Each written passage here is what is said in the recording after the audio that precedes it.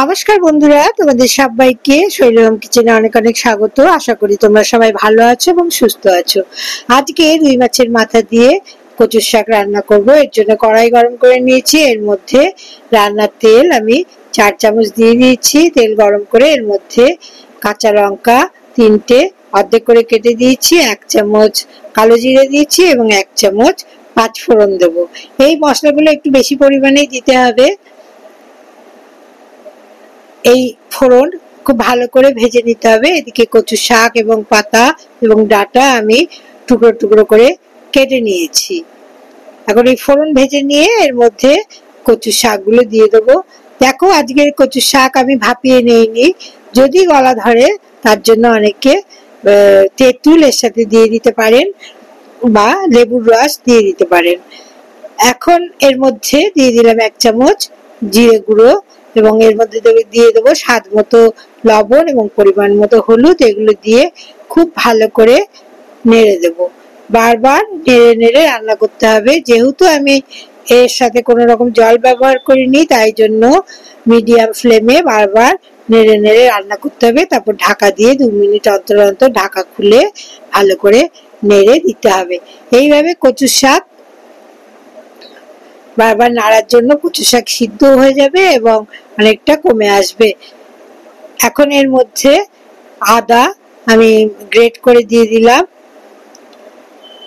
আজকের রান্নায় আমি অল্প তেল এবং মশলা ব্যবহার করেছি। আপনারা এইভাবে কচু শাক রান্না করে দেখতে পারেন। আশা করি আপনাদেরও ভালো লাগবে।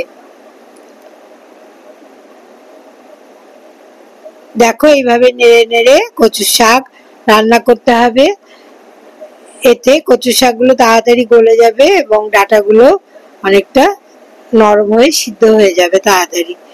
ঢাকা দিয়ে মিডিয়াম ফ্লেমে 5 মিনিট রান্না করে নেব। 5 মিনিট পর ফিরে এলাম। দেখো, কচু শাক অনেকটাই কমে গেছে এবং জলও অনেকটা শুকিয়ে গেছে। এই সময় আমি স্বাদ মতো চিনি দিয়ে দিলাম। এখানে আমি 1/2 চামচ চিনি দিয়েছি। তোমরা তোমাদের চাহিদা মতো চিনি দেবে। স্বাদ ব্যালেন্স আনার জন্য এখানে অল্প চিনি দেওয়ার প্রয়োজন। খুব ভালো করে নেড়ে দিতে হবে।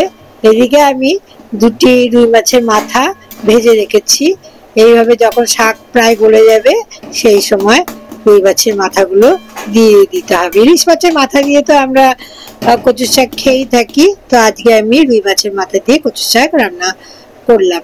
দেখো, রুই মাছের মাথাগুলো আমি এর মধ্যে দিয়ে দিলাম।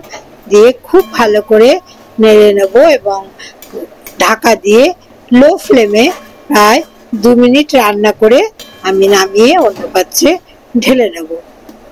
দেখো, আজকের রেসিপি এই পর্যন্তই। আজকের রেসিপিটা যদি তোমাদের ভালো লাগে, লাইক শেয়ার কমেন্ট করবে এবং শৈলম কিচেন চ্যানেলটি বেল আইকন সমেত সাবস্ক্রাইব করার অনুরোধ রইল। তোমরাও এইভাবে কচু শাক রান্না করে দেখতে পারো। আশা করি তোমাদেরও ভালো লাগবে। আজকের রেসিপি দেখার জন্য তোমাদের অনেক অনেক ধন্যবাদ জানাই। তোমরা সব ভালো থাকবে, সুস্থ থাকবে। নমস্কার।